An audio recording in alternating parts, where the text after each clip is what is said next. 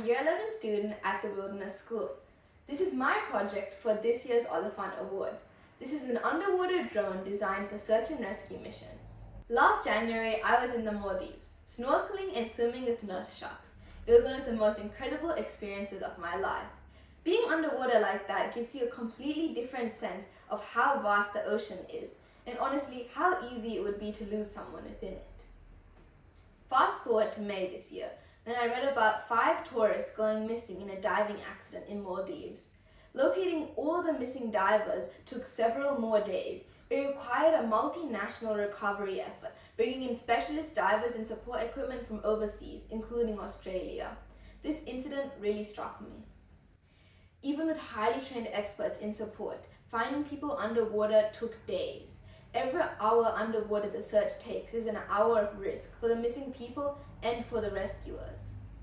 Underwater ROVs or drones are one of the most vital pieces of equipment used in search and rescue missions, but the ones available today are far too expensive for most dive schools or rescue teams to afford.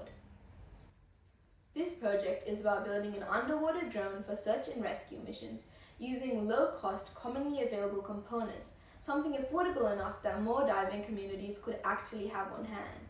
This underwater drone is built using PVC pipes, as well as 3 different motors.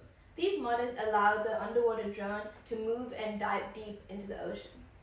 These motors are covered by 3D printed propeller guards, and there is a robotic claw and a separate camera.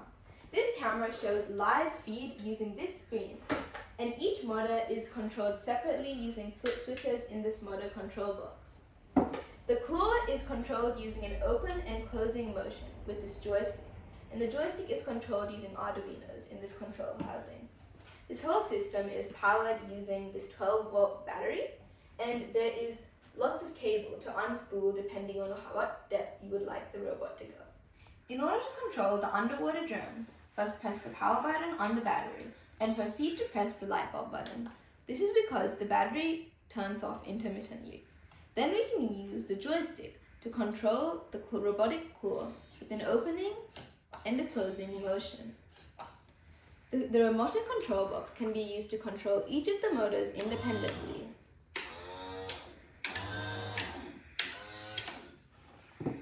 The camera can be used to view live feed from the screen. Simply hold the power button for 3 seconds, and you can see live feed. The rest of this presentation will contain videos of the trials we conducted to demonstrate the operation of the drone. But before that, I would like to thank my teachers, parents, and all the people who aided me in my journey. Please enjoy the rest of this presentation. More details about the design of the underwater drone can be found in my report.